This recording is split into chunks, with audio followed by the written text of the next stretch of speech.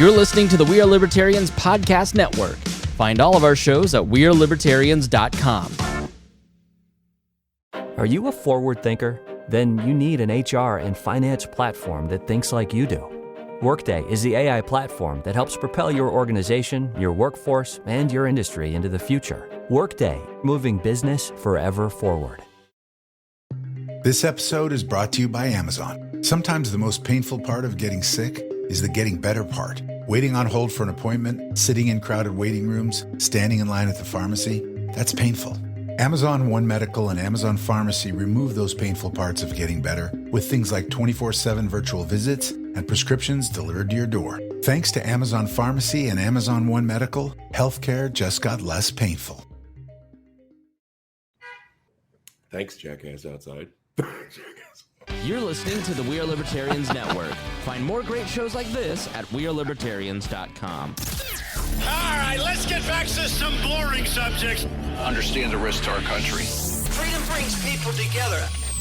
You're listening to the We Are Libertarians Network. Learn more at wearelibertarians.com. Welcome to the show. My name is Chris Spangle. You are listening to We Are Libertarians on the We Are Libertarians Network. Find all of our shows at wearelibertarians.com. Tons of great podcasts. And make sure you check out libertyexplained.com, our explainer on the libertarian philosophy and the movement. We are going to talk about a lot of things today, as we do every episode. We're going to start with a little conversation around the state of the 2020 race. We haven't talked since I don't think the three of us have talked since the debates and the coronavirus and the debates getting canceled. There's just like a million things going on. We were talking off air. It's like we could do a show every 5 hours at this point around this race. I'm going to miss 2020. It's been so much fun. So, and then we're going to explain voter fraud. We're going to explain absentee and mail-in voting, give you some facts around that, because there's a lot of misinformation, and just give you a ton. We're going to dump all kinds of info on you. So stay tuned. Warning, this show is for adults, produced by semi-adults. So the language is sometimes strong and offensive. I don't know what I said.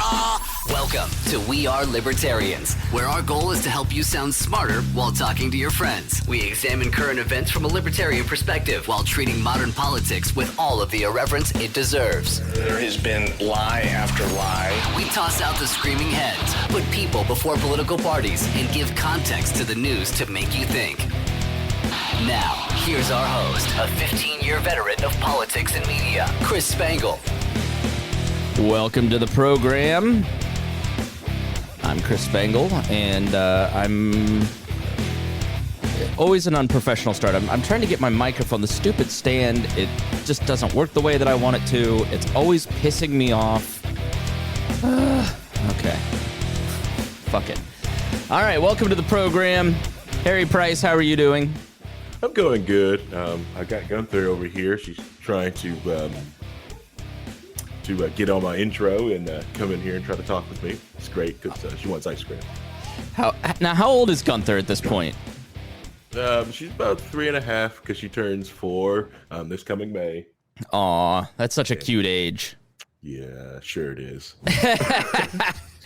At least once or twice a show you get up because you have to go give the kid oatmeal or look at her projects, or it's very cute. Right. Yeah. And she's very more vocal now. Like, look at this, show this. And she's very aware of the my picture to, like, if she, because we're trying to potty train her, right? So if she gets a dry day, she gets to go get ice cream. Mm-hmm. So dry day, ice cream. Let's go get ice cream now. I'm like, it is not even noon. Already trying to rig the system. Yes. Now, Rhinehold, how many dry days have you had lately? Well, it's a case of quantity versus quality, right? Right. You may turn your mic up just a little bit. All right, we're going to jump into it. And I did a little video editing before we started here and put together. So just, all right, so we had the debates. We talked last week with Rob Cortell about them. My opinion was, we'll start there briefly. My opinion was that Donald Trump lost that debate. Biden did not win it. Biden did not look particularly good. And Donald Trump spent $100 million calling Biden a dotard, basically, which is just a non-functional old person. And then Biden kind of showed up that way, and then Donald Trump just never got out of his way to let that shine through, said crazy stuff. Like, the easiest thing in American politics should be white supremacy is bad. I denounce it in all forms.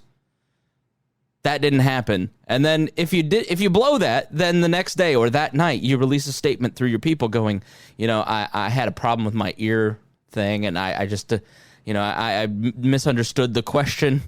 I'm so sorry. I think all these things are bad. But then, even now, he's on Hannity last night. Whew.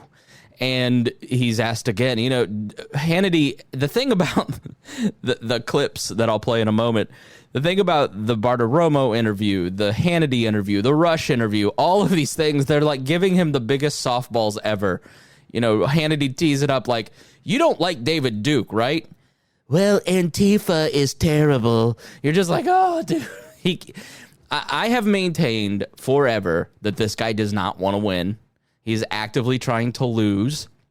He never wanted to win the first time. It was we talked about it on the program. And so if we knew it, then it probably was true because everybody around Trump in 2016 was saying it. There is a report out from the New York Times that kind of looks at the finances of the 2016 campaign, and they matched what's happening now in the 2020 campaign in that they're not putting it into persuasive ads. They're putting it into building lists and fundraising lists. Because Donald Trump reportedly wanted to start a TV station when he lost in 2016. And he kept trying to get out of this. He kept saying, like, he never thought he'd win, right? So the tax returns kind of confirmed this, what everybody was around him was saying, in that listen, the Apprentice was coming to an end. He had bought a bunch of investments in like 15 golf courses. He had to kind of juice up business. Running in the primary was, with one of the 16 was a way to do that and get his name out there, maybe get a little list building so you can flip those emails, start a TV network with Roger Ailes, who at that point had, exited Fox News for many reasons.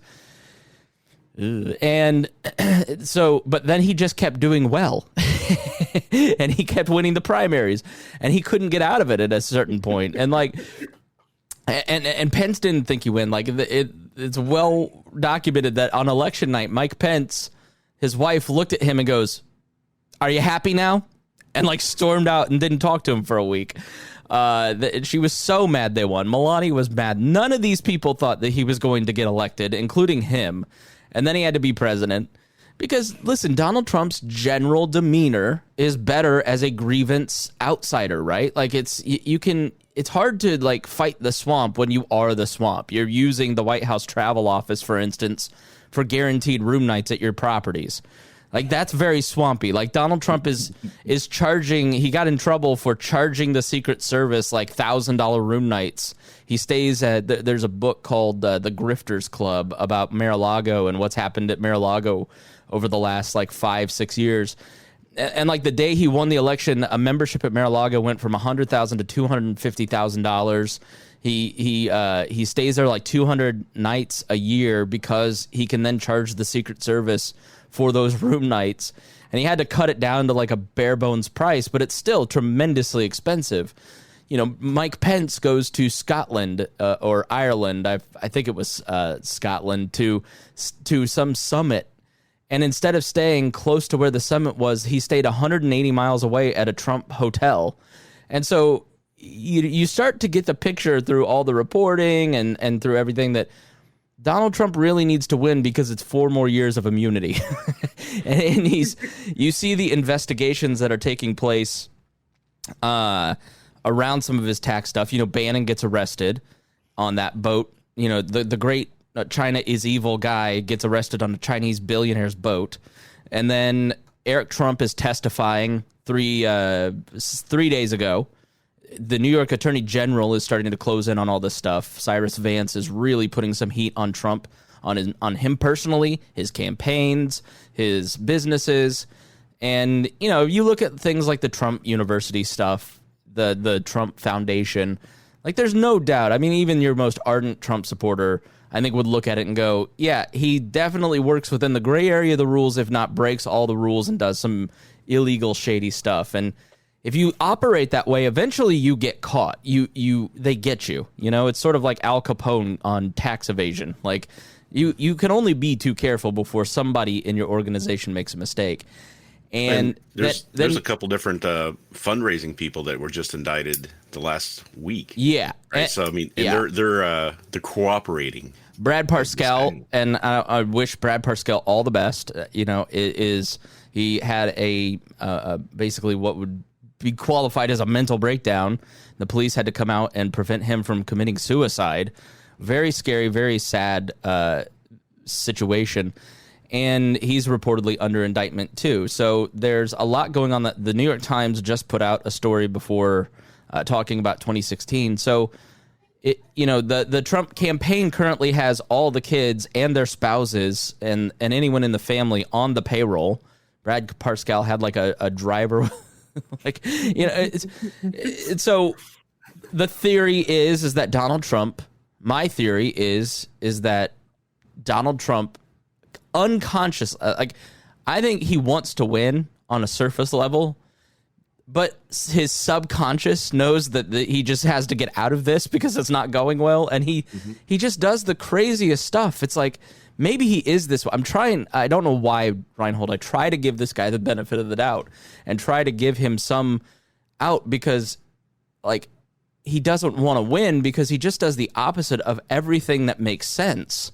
Right. You know, from the debate, trampling over a clear ability to win. And then he had 2 debates to make up for that. He could have had 2 debates where Biden comes out and looks very weak, and then he cancels it.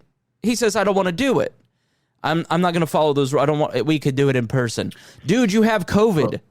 Well, the thing is everybody assumes that he's this great political genius, and I don't see the proof of it. I mean, everything I've seen shows him to be just flailing around and incapable of really understanding what's going on around him politically. Mm-hmm. He's got people who have helped him along and done things for him, but I think he stumbled into all of this. Yeah, I don't really think he had this great master plan or 5D chess and all the other stuff. He's just winging it. Right. Yeah. Just winging it, just out there winging it. I think the belief that you think something else is going on is the idea that no one's this inept. This person is out there, and these are just conspiracy theories. And that part of your brain just try to, like, not wanting to believe in a conspiracy theory. Like, no, this person's got to know what they're doing. This person has to want this. And nope, not at all. They don't want it. Because you're right. I really feel that even if he does win, right? Even if he does win, he's not going to serve his full term. He's going to step down. If he does win, but that's not going to happen. So I don't know about that. So Guy Benson step down. I think so. We were talking a little bit that before. I think if he loses, the next 3 months are going to be. You think 2020 was bad? You think the last 4 years have been bad? I think the next 3 months are going to be very explosive and crazy. What's going on? Not if he loses. He's going to try to take down as many people as he can. He's going to try and get Barr to arrest a bunch of people on trumped up stuff. Pardon the pun. And then I think at the very end, like 2-3 weeks before, I think he tries to step down so that he can get a pardon from Pence. Maybe. I don't know. I think if he loses big, then. And a lot of the poll, I know, listen, the polls, the 2016. I think a lot of conservatives are making the fatal conceded mistake that Democrats made in 2016 in assuming the polls are going to go their way because they went their way in 2016. But I think it'd be foolish to assume that people who are professional pollsters are doing their job in the same way that they did in 2016. They got caught by not identifying that white rural Trump voter. Correct. And that former Obama voter now flipped to a Trump voter, and they are actively searching out missing people. And so we know that white women who have no college education are trending from Biden towards Trump right now. We know that because they're actively searching out for people that they're not finding in their polling. Their modeling has changed.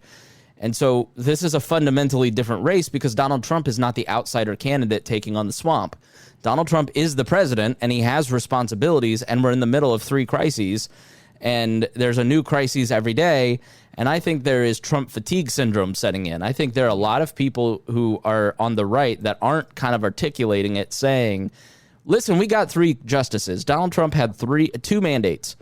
Don't be Hillary Clinton and get us Supreme Court justices and replace and get us, these Supreme Court guys. So now you've got Coney Barrett. You've got 3. I think there's a lot of Republicans that are just going to go, I'm tired of making the excuse for him every day. I'm exhausted by this. We've got the 3. Let's move on. Because the reality is, for all the panic over the far left, and we'll do a show on this in the future, I'm working on something, but Carter, when he got elected, was a very weak president. And he was, this is the mid-70s. You're coming out of the hippie generation is starting to get involved in politics. And, think of all the pictures of Hillary and Bill, working for McGovern in 69. They're starting to run for governor in Arkansas, for instance. Carter was a very weak liberal president. And the left, he never really got a ton done because he was largely paralyzed by the fights over generational power. Biden's going to run. He's going to be a lame duck president day one. And then you're going to see generational fights for power. You're going to see the squad versus Kamala versus Warren versus Cory Booker versus, the more conservative people like Joe Manchin. They're not necessarily going to be able to get a lot through. And if they do, they're going to go too far, because the thing about Democrats and the left is they always go too far and do too much and think that the public is further along than they are. The fundamental flaw of the media and the typical national Democrat is that they think the public is Twitter, and the public is not Twitter.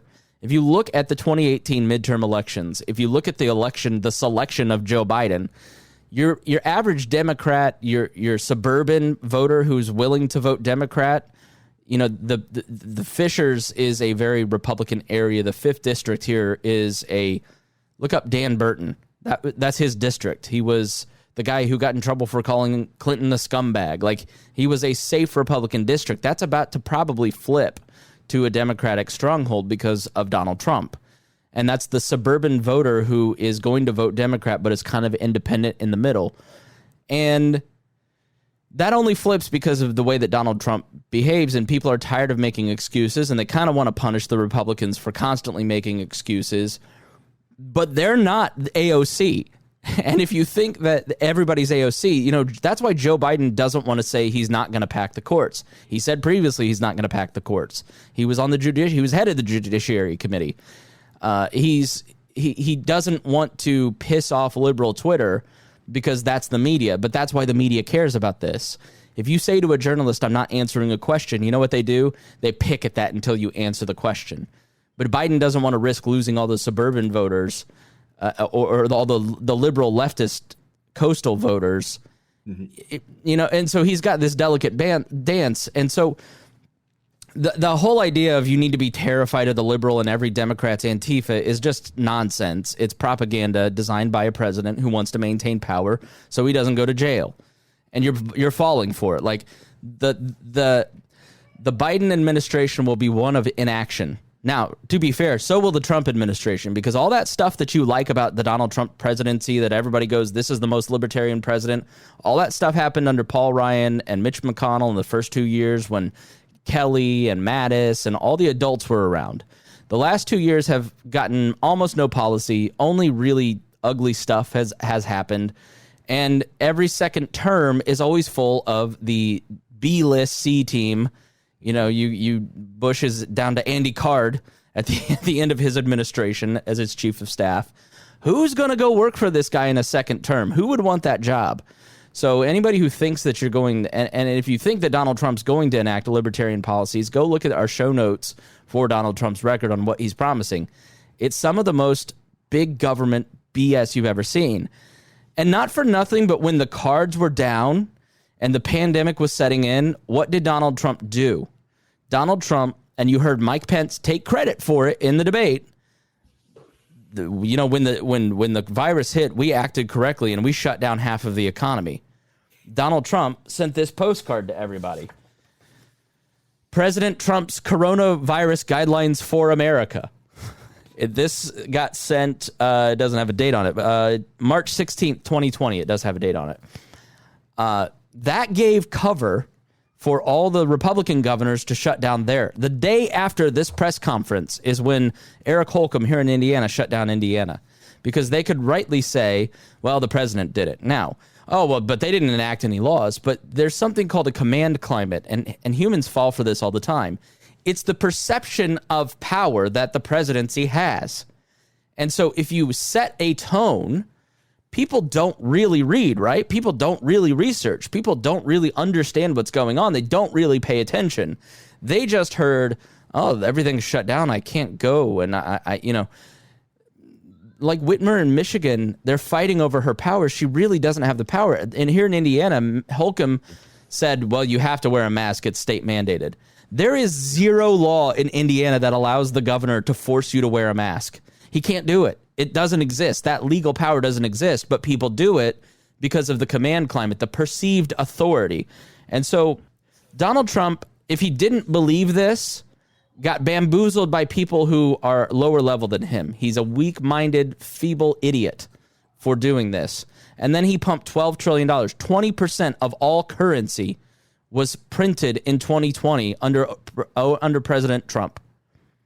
He has, in the 8 years of Obama, Trump in 4 has doubled the amount of debt added by President Obama in 8 years. When the chips he's called to take over the Fed, he wants to actually be in direct control of the Federal Reserve. Right, and so there is little argument for either one of these people to be elected president. Neither of them are really going to do anything, and if you're actively arguing for one of these two candidates, it's very unlibertarian because you're not paying attention to their policies. It's just flat out. Donald Trump is not a better libertarian candidate than Joe Biden. Like you're making up things. When the chips were down, this is what happened. And I got a lot of shit for saying it the day of the vice presidential debate. And then Mike Pence in the VP debate said, we shut down half the economy. And I went, right again. Can't argue with my flawless research. So, it's just really a crazy time to see all these people saying Donald Trump is an effective guy. So, in terms of his communication skills, like the video, so Donald Trump's the most effective communicator since Ronald Reagan, we're told. He could have won that debate. He could have had a huge victory. He chose not to do it. When he got coronavirus, he violated one of the most basic principles of storytelling. It's called the hero's journey. The hero of our story faces hold on, let me read it to you. So the hero's journey, Joseph Campbell, a professor of mythology, defined it, and he writes, in narratology and comparative mythology, the hero's journey, or monomyth, is the common template of stories that involve a hero who goes on an adventure, is victorious in a decisive crisis, and comes home changed or transformed. And I think everybody, when we heard Trump got coronavirus, said, I hope he's okay, but I really want him to learn a lesson. I really want him to prove that he understands and empathizes with the 200,000 people that have died in their families. Because that's a 9/11 every 3 days happening in this country, and it's increasing this week. None of this is fake. It's all real.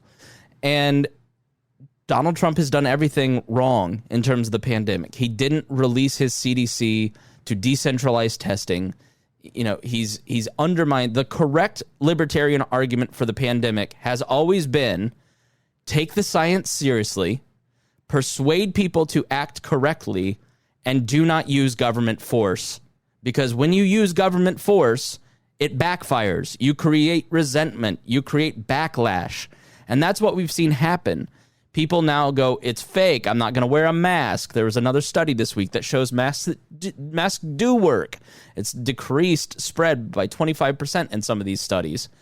And so instead of Instead of actually modeling good behavior to persuade people to do things that will help end the pandemic, Donald Trump has done the exact opposite, and he has helped flame that backlash and resentment that's taken us to terrible places, that has killed a lot of people. The correct libertarian argument is always government doesn't work, and it hasn't worked through the lockdowns. The lockdowns have not worked. In fact, government lockdowns have made everything decidedly worse because of this backlash and resentment. It's forced people into deciding whether or not to do things that are in their interest and the community's interest versus feeling like they're siding with the government if they do. And so, I think everything that Whitmer did in Michigan was totally wrong. She tried to lock up an entire state. Her instincts have been totally wrong. And then that backlash leads to the horrible, horrible plan to kidnap her and basically start a civil war in Michigan. Totally reject that. And I don't... And you're talking about... Well, you talk about command culture too. When you start saying liberate Michigan, that doesn't help. He's the stand by and stand back stuff, the liberate Michigan. It's all a task. He knows that he is on thin margins and he can't lose any of his coalition. Base. Yeah. He can't lose any base, and so he can't say that white supremacy is bad because he can't say anything other than what he said. He has to stand on the balcony and whip off his mask in some authoritarian show. Like, he has to do that stuff now because he can't lose those people because it's so close. But Donald Trump's instincts through the pandemic, through the economic crisis, through the riots, all of this has been totally opposite as to what works and what decent libertarians would argue. If you're a libertarian arguing that kidnapping Governor Whitmer is the right thing to do, you're wrong. Go look up the Wikipedia entry for the Libertarian Pledge. The Libertarian Pledge is that I will not advocate violence to achieve social or political goals. Every Libertarian Party member takes that pledge. The reason that pledge was invented in 1971 is that people don't remember from 68 to like 72, 73, there were 10,000 bombings in the United States. If you think there's violent radical action taking place now, it doesn't even compare to what was happening in the 60s and 70s. And David Nolan, who founded the party, instituted the Libertarian Pledge as a way to differentiate the Libertarian Party from those fringe violent groups on both the left and the right that were active at that time. And, when Timothy McVeigh said that he was a libertarian, Steve Dasbach, who was chair at the time, who's now running Joe's campaign, said, Timothy McVeigh is not a libertarian. He doesn't fall under the pledge. These guys in Michigan are trying to use violence to initiate social and political change. And I know that they think that because cops exist, they should have the right to kill them. That's not what libertarians believe. That's not a peaceful society. We're trying to work for a harmonious, peaceful society built on cooperation, and violence does nothing to change that. And so trying to make a hero out of all these right-wing militia guys, I'm not with you. I'm not with you on that. It's the exact opposite of what I want to see in a society. I don't want to live in a world where we're just picking off politicians because we don't like them. It's just that's not a functioning society. That's a very violent, awful place to live. And we shouldn't advocate for it because the tacit, when you are saying things like, I won't wear a mask because I love freedom, what other people hear is, I don't care about you. And if it weren't for the government, I would do the wrong thing. When you say, I want to violently overthrow the government, other people hear, that Somalia thing is totally true. They just want Somalia and anarchy. Right? So we undermine our very credibility in arguments with some of this stuff. And we've just, I've tried to make better arguments, and I've taken nothing but shit for it. And it really is mystifying because I think I've been totally right. Government force has backfired. The lockdowns haven't worked. The pandemic is real. And there are a lot of people that have lost their lives that feel a lot of resentment at the president and the people that went to the John Lewis funeral and mayors and governors that are going to eat in restaurants. And I couldn't go to my grandpa's funeral My grandmother couldn't have a funeral. My best friend died, and I couldn't be with them to hold their hand, but Donald Trump gets to ride around in a parade. Donald Trump gets to just go and infect the people that he works for. You know, everybody gets to go to the John Lewis funeral, but I couldn't have a funeral for my parents. That resentment is really building, and the more people that pass, and that's why Donald Trump's numbers with the elderly are rapidly sinking. So let me see if I can find the numbers, because it was a crazy drop in terms of the elderly vote, because they know more people who have died. They know people who their lives have been overturned more than anybody else's because they go to the doctor more. They trust their doctor more. So, you know, it's in that older group, he's really shedding votes. So in 2016, Jonah Goldberg writes at the Dispatch, in 2016, Trump won seniors by 7 points. The NBC Wall Street Journal poll from Sunday has him losing them by 7 points, or 27 points, excuse me. So Trump won seniors by 7 points 4 years ago. He's losing them by 27 points now. The CNN poll from the other day has him losing seniors by a mere 21 points. Seniors make up the biggest block of voters. And it's because they're paying attention. Older people watch the news. In Florida. Yeah. Yeah. So they see how he has treated the pandemic, you know, and he knows he's losing seniors big because of the video that we'll play in a moment. So, there is, yes, I see him. He's an idiot. Frickin' Ryan, man. He's not an idiot. Love him. Anyways, so, you know, I really look at all this stuff and I go, it has to be hard for Republicans, because you've got a guy who is actively undermining his own campaign, and he's doing dumb things that force you to constantly make excuses for him. And instead of actually calling him out on his behavior, they just continually blame the media. Well, there's ends on that whole the media is corrupt thing. Like, there is no doubt that there is a liberal bias. Watch the post coverage of the debate. Like, there was never anything other than Mike Pence was an idiot and Kamala Harris won. Like, everybody knows the media is liberal, but like, it has been taken to, take one red pill, not the whole bottle. It's now been taken to a point where we're using it to excuse every insane behavior, you know, and so I just have been looking for any honest Republican on this stuff. And Guy Benson wrote, this is a poll from January, Gallup, 56% say they're better off than they were 4 years ago, and Trump leads Biden 49-46 on the I agree with him on issues metric. But Trump tumbles 8 net points on the question of presidential qualities. That's the ball game right now. He is why he is trailing. Ben Shapiro has been making this same point this week, that Donald Trump is the reason he is losing. And you're going to start seeing more of that, because the rats are going to jump off the ship and they're going to blame him for his loss, rightly so. You know, because of things like this. I want to show you just some clips. Now listen, some of this stuff is funny. Like, I was thinking about the old Bush compilations. If you remember the Bush compilations of like Bush saying and doing funny things. Some of that is this, and some of this you'll go, oh, why was that a controversy? That sounds much better than I thought. And then some of it is just flat out insane. So I just put together like a compilation of the last like few days. Like, most of this is from the last 24 hours. But I think the best way for you to judge Donald Trump is just to listen to him and hear what he has to say, and then make up your own mind based on that. Hi, perhaps you recognize me. It's your favorite president.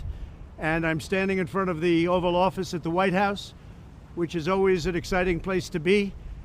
I got back a day ago from Walter Reed Medical Center. I spent 4 days there and didn't have to. I could have stayed at the White House, but the doctor said, because you're president, let's do it. I said, fine. You tell me what to do, and I'm going to listen. These are great professionals. They've done a fantastic job. And by the way, not only at Walter Reed, all over the country, we have the greatest doctors in the world. We have the greatest nurses, the greatest first responders, law enforcement, by the way, incredible. So, to my favorite people in the world, the seniors. I'm a senior. I know you don't know that. Nobody knows that. Maybe you don't have to tell them, but I'm a senior. We are making tremendous progress with this horrible disease that was sent over by China. China will pay a big price for what they did to the world and to us. But we have medicines right now, and I call them a cure. I went into the hospital a week ago. I was very sick, and I took this medicine, and it was incredible. It was incredible. I could have walked out the following day, sooner. It was incredible the impact it had. We're taking care of our seniors. You're not vulnerable, but they like to say the vulnerable, but you're the least vulnerable. But for this one thing, you are vulnerable, and so am I. I think we'll do well in California. I mean, in theory, you don't win California because everybody likes to vote 3 times, okay, if you want to know the truth. I don't know if you ever saw the list. We're going to get into that later in the program. The whole thing is crazy, but the people, they want to vote. They vote numerous times. Well, I'd like to come back to the White House soon to do another interview, Mr. President. I'd love to come back to the White House. I saw it up Hillary close Clinton and being personal. indicted for terminating 33,000 emails that she got from Congress. Congress made a request to see him. Everybody else I know gets indicted when they don't give that. They don't give. She destroyed 33,000 emails. Forget about the fact that they were classified. Let's go. Maybe Mike Pompeo finally finds them, okay? NBC disaster where he went on the show with Lester Holt. It was meant for a child. It wasn't meant for a grown person. He gets up and he says, we're not fracking. We're not fracking. He was fracking for 6 months. He was fracking. He was raising his very thin hand, and he was fracking. And now all of a sudden he's not fracking. Well, tell the Pennsylvania people that you're going, it's ridiculous. He said he's not fracking. That's all he said. And then all of a sudden he goes to a fracking mode. And how about her? She committed her life to it. And all of a sudden she's a fracker. She's a big fracker. They're going to stop fracking the minute they get into office. They're lying to everybody. They're lying about so many different things. But you have to confront people. You can't do it. I want to talk to you about that. And the radical left controls Biden. Biden won't be president for 2 months, okay? He won't be president for 2 months. So if Biden never got in, you mean he'll have to step down? Are you saying you think he'll have to step down after 2 months? He's not mentally capable of being president. You know that. Everybody knows that. Everybody that knows him, he can't be president. And this monster that was on stage with Mike Pence, who destroyed her last night, by the way, but this monster, she says, no, there won't be fracking. There won't be this. Everything she said is a lie. In fact, they go back and they agree to the manifesto. Take a look at the manifesto. Right. And Iran knows that, and they've been put on notice. If you fuck around with us, if you do something bad to us, we are going to do things to you that have never been done before. One of them is radical left Democrats, and they're destroying those cities. And if I'm the only thing standing in the way, because this country will go to hell. Your taxes will double and triple and quadruple. Your stock markets will crash. We'll have a depression, the likes of which we've never seen before. And I learned so much about coronavirus. And one thing that's for certain, don't let it dominate you. Don't be afraid of it. You're going to beat it. We have the best medical equipment. We have the best medicines, all developed recently. And you're going to beat it. I didn't feel so good. And 2 days ago, I could have left 2 days ago. 2 days ago, I felt great, like better than I have in a long time. I said just recently, better than 20 years ago. Don't let it dominate. Don't let it take over your lives. Don't let that happen. We have the greatest country in the world. We're going back. We're going back to work. We're going to be out front. As your leader, I had to do that. I knew there's danger to it, but I had to do it. I stood out front. I led. Nobody that's a leader would not do what I did. And I know there's a risk, there's a danger, but that's okay. And now I'm better, and maybe I'm immune. I don't know. But don't let it dominate your lives. Get out there. Be careful. We have the best medicines in the world, and it all happened very shortly, and they're all getting approved, and the vaccines are coming momentarily. Thank you very much. And Walter Reed, what a group of people. Thank you very much. There's a 10-minute version on our YouTube channel if you want to see more. It's double that, but it's just from the last week. And I kind of wanted to put this under it.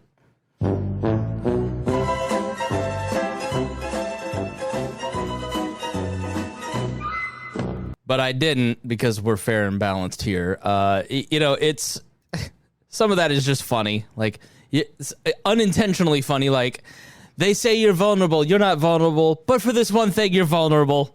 And then other stuff is just unintentionally, like, it's just sad. Like, if you're one of those people who had a loved one pass out of that 210,000 Americans, like, your family member's a pussy for not dominating it well enough? Like, it just... my thing on that last clip is that Donald Trump, again, the great communicator, was trying to be empathetic. He was trying to be optimistic. He wasn't trying to be anything other than that in my mind, but he just has never done it, and he doesn't understand how to do it, and it didn't come through that way, and it came across as insensitive and ham-fisted. You know, I think what's happening now with his dropping poll numbers is that it's one thing to read a tell-all book and hear about the erratic behavior. It's one thing to kind of like, see on your Facebook feed your one TDS friend ranting about the president. It's another thing to actually pay attention and see it live on television. And I think that people right now are kind of going, ugh, Rhinehold, like, this is not good. No, and the worst part, too, I mean, one of the things that was really interesting in that when he said, we have the best medical care. No, you have the best medical care. A lot of people are trying to figure out what's going on. But yeah, you're getting a drug that 600 people have had? 300. 300, and it's reportedly based off of stem cell research. And it's like, you guys, they don't understand how they're looking to the normal American, I think, or just like, I can't do this stuff that I want to do. Like, my dad had surgery yesterday, and my mom can only visit him for an hour every day. That's it. And it's like, we're having to do all this stuff and make these sacrifices and deal with the reality of what's going on.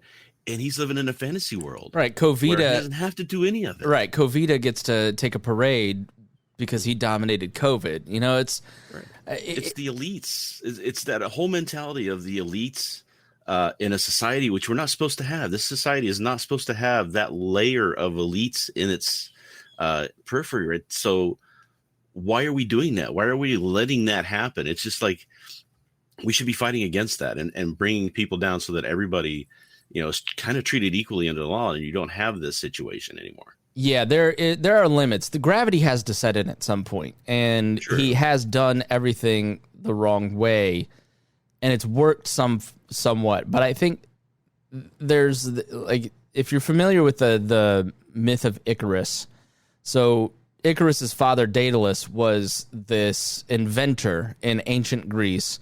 He invented the labyrinth, and he was imprisoned by King Minos because he was too good at his job, basically. So he invented a way to escape prison for him and his son, and it was to build wings out of wax and feathers.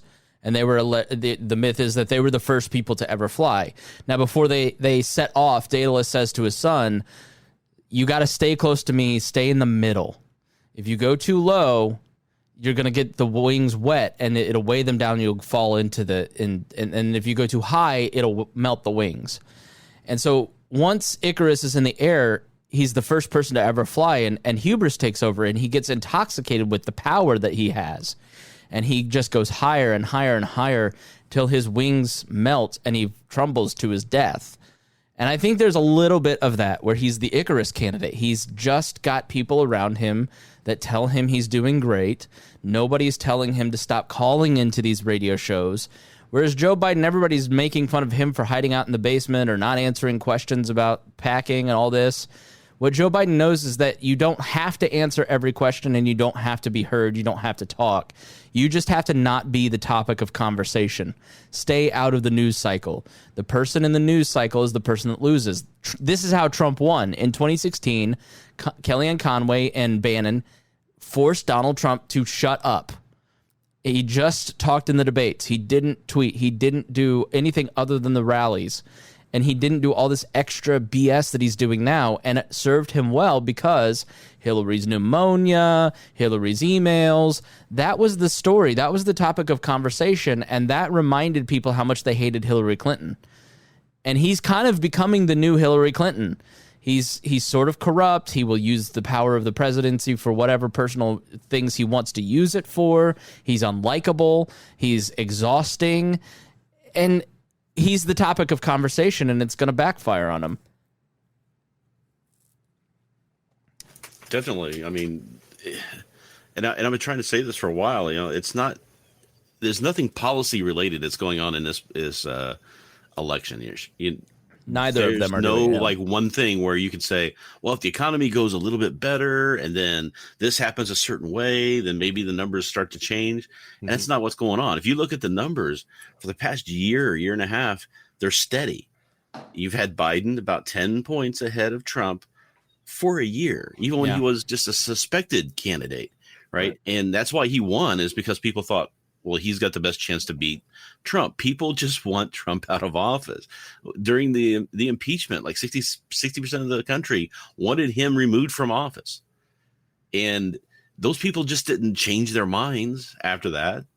People are exhausted. During the impeachment, they did, I forget who it was, but I was listening to a podcast and they did a kind of, where they brought people in and questioned them and said, hey, what do you think about this? What do you think about that? And to a person, they all just said, I'm tired. I'm tired of every day. There's something new that I have to see and do and talk to people about and deal with. And it's just like, I just want it to go back to a normal of some sort, a little bit of a calm. Give us a breath. Let us take a breath and relax for 5 minutes. And I think people are just exhausted. And that's what this election is about. Yeah, Harry. Yeah, because you're absolutely right. This election, no one's really talking about like any like specific policy. No, well, we're trying to do this, trying to get this. It's just a lot of it's air. They're both air salesmen, and it's just more of a I hate him, I hate them, and air. Just freaking air. They're selling air. There's no other way to describe it. It's just because there is no hardcore concrete policy that someone wants to push through. And in 2016, Trump had that one boost with the trying to, I'm gonna get Gorsuch. We're gonna get Gorsuch. I was like, okay, fine. So not me personally, but the public was like, yes. So we get him, we get that. Now he's got air. He's got nothing. Yeah. And you're absolutely right. So many there's so many different, if you go to, all right, so I actually found bullets to go shooting, I was shocked I could get some, but at the range, there was like, I don't know who I'm voting for because it's not like Trump's going to protect the Second Amendment. Right. So you're just sitting there like, well, vote libertarian or do something else, but good luck. Yeah. The emperor has no clothes. Facebook user. I don't understand what is going on with podcast and messages like this. What good does it do to criticize the actions of Trump or Biden? Both do horrible things. All politicians do. The focus should be either on an alternative or what possible good either candidate is likely to do. Well, the literal definition of this show is that we examine current events. This is not, if you want libertarianism explained, and you want libertarian policy points, that's what Liberty Explained is for. This is you should put together like some alternate podcasts that maybe delve into that sort of thing, or maybe like a newsletter that you put out every day that kind of talks about some of these things. Those are really good ideas. I think you should investigate. Yeah, you can go watch the 50 posts this week that Liberty Explained published explaining Joe Jorgensen's policy positions, but that's not what I'm interested in doing. Okay, this is about analyzing I have a different podcast that explains the libertarian vision of the world. So I just this is the main reason I want to change the name of this show. Because I'm so tired of everybody going, I want to talk about a libertarian perspective on current events, which is much different than let me suck the dick of every libertarian thing on the planet. Like that. Anyways, so I'd love to see how many people say to somebody like Dave Smith, well, that's not, now actually a lot of people say that's not very libertarian to Dave Smith. He gets that kind of criticism too. It's like once you declare a position, and he and I kind of talked about that on his show, he's like, I never got criticized till I said I was in the Libertarian Party, and then it never stopped. I was like, I know, brother. I'm with you. It's just, it's irritating. I know. Dear leader out here dropping the podcast ball. I know. Dropping 5 episodes a week from 5 different shows. I'm exhausted for you people. Anyways. Oh, didn't we hit a milestone this week too, by the way? Which one? The 1 million likes or something. Oh, yeah, we got 100,000 likes on the Facebook page. We had hit 100,000 likes last week, but Ryan screeched too hard, so we lost them. We're up to over 20,000 on Instagram. Our Facebook reach is something like I looked last week and it was like 4 million. We had a tweet on VP night that's got 2 million impressions. Like, business is very good doing what we're doing, and I'm going to keep doing it because a lot of people like it. So, Chris, I respect the shit out of you, but all this is just Trump bashing, and he deserves it, but I don't think you understand how this comes off. Just my 2 cents. I apologize for being engaged. I'm not mad at you. It's just that you probably don't want to hear Trump being criticized. Like, there's a lot of libertarians, and I don't know if this is you or not, because this is anonymous, Chris, and he deserves it, but bashing isn't doing anything. If he deserves it, if the truth is to be told about a president who is a politician, who is the most powerful man in the country, and he deserves being quote-unquote bashed, why would you not say that? It's just hold on. It's just that a lot of libertarians want to cling to the binky of being a Republican or a Democrat as their security blanket. I'm not here to make you comfortable. I'm not here to make my audience comfortable. I'm here to make my audience think with facts. Like, I give facts, I give analysis, and I make you think. I'm not here to persuade you on anything other than maybe you've learned something by listening to me. I'm not here to persuade you that libertarianism is the right thing, but in the process of doing what I do that. And we create thousands of libertarians every week because of what we do. And it's by making them uncomfortable. But people, especially of the right, want to be comfortable all the time, and it's not helping you. So I'm sorry if the constant discussion about politics makes you uncomfortable because you want to hear how much Biden sucks. There's plenty of podcasts that do that. So, like, you're not hearing the alternative version of like when you hear about the voter stuff that we're going to talk about, or next week when we talk about all the lawsuits that Republicans are filing to fuck with people's rights to vote. You're not hearing that because you listen to Ben Shapiro every day. And you should hear that because both sides are bad, but you only hear how bad the left is because you only listen to one type of media. You only follow being libertarian and see how bad Joe Biden is and what a dotard he is. And we just did a whole podcast on Biden that we ripped him a new one. I mean, it's not like we pick one side or the other. That viral the reality tweet is that Trump is in power right now. That viral tweet that I just talked about was a meme about Kamala Harris and how terrible she is. So I'm sorry if it makes you uncomfortable, but I just don't care. I'm not here to make you comfortable. I'm not here to convince you to be or do or think anything. I'm here to give my point of view, and you can listen to it or not, but it's not my job to be a cheerleader for any candidate or any movement or any of that other shit. I'm done with that. Like, I spent most of my life trying to get people to vote a certain way, to think a certain way, and I'm exhausted with that. All I can do is give you my perspective, and you can listen to it or not. And there are a lot of people who say they don't like listening to the show anymore because we're secret leftists. Like, you just don't like hearing that Donald Trump has flaws. If you want an echo chamber, we can help direct you to the right ones. There's plenty of that. There's plenty of right libertarians who want to be right leaning. Austin Peterson's out there pro Trump every 5 minutes, and it's like, I love Austin. AP and I talk all the time, but like some of the things that he tweets, I'm just like, what? And there's plenty of people like I disagree with Ryan on our staff who's voting for Biden. I don't think that that's a worthwhile vote, but he's got his point of view, and all I can do is respect that, And so I give you more show notes. I give you more content than any other podcast that you can find. I find a political podcast that posts their show notes and shows their work. Find another podcast that gives you as many articles to read or videos to watch or books to read or articles to read. Like, nobody shows their work more than us. And yet you just dismiss it because you don't like hearing it. It makes you uncomfortable. And at a certain point, the problem's not me. So, all right. Go ahead.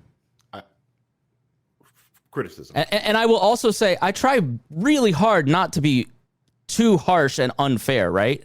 Like, we don't share AOC is stupid memes, or we don't share Biden is failing mentally memes in general. Maybe other people do, but we don't call him like a big orange baby. We don't, I try not to be too personal. I try to give you facts. I try to give you information with I try not to be too personal, and I try to do my criticism in a way that is respectful of the people that I'm criticizing, that if I were sitting across from them, I would be comfortable saying that. I don't always hit that mark, but that is always my goal, is to be respectful. And it doesn't matter because people just don't want to hear the criticism. They don't want to hear what's actually going on from a different perspective. They don't actually mean the both sidesism. The both sidesism of, well, yeah, you said that thing about Trump, but Biden. That means that you really don't care about the principle being articulated. You don't really care about defending the argument or the principle. You care about excusing the behavior from the team that you sort of coalition with. That coalition instinct kind of kicks in and drives people towards a particular point of view where they start saying and believing ridiculous things. Like, yes, the media is leftist, but just hear Donald Trump's words and you go, none of that makes sense. That's not the media's fault for accurately quoting him verbatim. It's the same with Joe Biden. People make excuses for Joe Biden's lack of sharpness, and you just go, just admit it. Like, just say what it is. Like, you have to, I said this to a friend who is a big Biden supporter. I go, you have to stop being mad at me for not wanting to vote for Joe Biden because of his record. Joe Biden has said racist things. Joe Biden has implemented racist policies. You have to stop getting mad at me because I believe that he's not a worthy candidate because of that. You're uncomfortable with that record. You just need to deal with it. Reconcile it. It's not my responsibility to make you comfortable because you're choosing a candidate that has a flawed past. Same with Kamala Harris. Deal with it. Embrace it. Just be honest about it, but quit talking about the other team because you are uncomfortable with it. So, all right. Hold on. All right. Go ahead, Harry. Just wanted to say this, right? Personal attacks, that can be considered bashing. What I believe we are doing is just showing facts, and you're correct. It is the idea of, here, things that are just happening. These are history. These are facts. These are things that have happened. If you think that is bashing, then you're right. You just don't want to see the truth. You don't want to be informed. If you think being informed is bashing, then you're not being intellectually honest. It's that's just what it is. Then that means you can't take honest criticism. That means when it is like having just like at any job, you have a review. Be completely honest. Projects that you failed on, why you failed on these projects. It's the exact same way. And if Trump can't take that, and if a Trump supporter can't hear that, it's like, well, your team failed and needs to hear this. And if they want to be better, more to this position, they need to understand their failings. Right. Not bashing. And I just want to say, it's not, I think there are some people who are just like, why do we have to, because like I mentioned before, we're just getting tired of hearing about Trump all the time. We're just tired of hearing the news cycle constantly doing, but it's of his own making, right? If he wasn't trying to change the news cycle every 30 minutes, we wouldn't be talking about him all the time. I thought I was very fair when I said in the beginning of the show, like, Trump won that debate, but then he lost it. Like, Trump is his own worst enemy. Like, that's being fair. That's not starting the show going, this is the most immoral, dangerous man who's mentally unfit for the office. Blah. Like, I don't know. So, it's Wes Hamilton, Patreon supporter. Principles don't have party lines. I apologize if I singling you out. and I appreciate that you're a Patreon supporter, Wes. We have great conversations. We have this conversation a lot because he's always trying to get me to moderate a little bit. And I appreciate that you are a Patreon supporter, but I mean what I said. Like, I'm here to not make anyone comfortable by talking about what's actually happening, because this is really important stuff. People need to know. So, I appreciate everybody in our audience. I appreciate, like, I've just had to, over the last 2 to 3 months, I'm going to let Ryan post on the Facebook page. He's a libertarian socialist. I don't understand everything that he believes, but I'm willing to try and learn a little bit. And I appreciate that he makes a lot of people uncomfortable, because too much of the movement has become too oriented to one side. And there's not one type of libertarian. There's 3 libertarians here, and there's 4 different strains of libertarianism on this very program at the moment, and libertarianism is not made up. I had a great conversation with a very libertarian the other day, and she was giving me a lot of stuff to read. So I'm like, I just don't understand your point of view on this. Can you give me these things? Like, I'm intellectually curious. I want to understand why people think what they think. And I want to build an audience of people who want to think that same way. And so, like, the order of criticism, when I get it, it comes from co-hosts who are personally invested in it, Patreon supporters who are financially invested in it, people in our Facebook group that are longtime listeners that are engaged in it, people of Wes's 1, 2, and 3. And then the last group of people that I listen to are the comments on our Facebook page who never listen to the show, don't understand what we do, don't engage with the content, and are snowflaking out because of one person out of 30 making posts on a Facebook page that we barely care about, because it really does nothing for the brand. We produce 7, 8 different podcasts. I personally do 5 different shows. We've got all these amazing hosts on the network, and people get so upset over one person, and it's just because they're uncomfortable seeing it. And I know Wes is not that person. So are the beliefs of other people. You know what I mean? Like, there is more than one strain of libertarianism, and everybody just needs to get comfortable with that, because there are liberal people, there are right-leaning people, there are centrists, there are libertarian communists. It's like, We Are Libertarians has always tried to bring you a broad perspective and give you a broad view, and not try to force one thing down your throat. And that creates confusion for people who don't get it. But the people who get it, I care. I really do take that criticism to heart. And I've tried, thanks to my conversations with people like Wes, to make sure that I am more fair about certain things. But at the end of the day, I've got to tell the truth. I've got to show you what's happening, and I've got to do my thing. So, Harry, go ahead. All right. One thing with Ryan's posts, they do make you think, and sometimes I do feel like, personally, I feel like they are meant to inflame.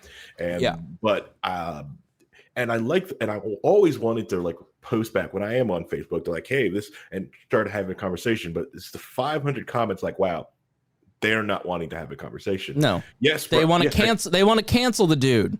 Right. I'm not going to fire a guy who works really hard and brings a valuable perspective to my group, because it makes people uncomfortable. Now, as far as, like, it's just, get over it. Like, it's cancel culture from the libertarian perspective. Like, I'm not going to do it. I don't care. Like, grow up. Right. And, but the thing is, right, Remzo and Brian do the exact same thing, but it's the side that they want to hear from. Right. Right. I was complaining this to Paul, I'm like, and I'm tired of this, but Brian and Remzo does the same thing.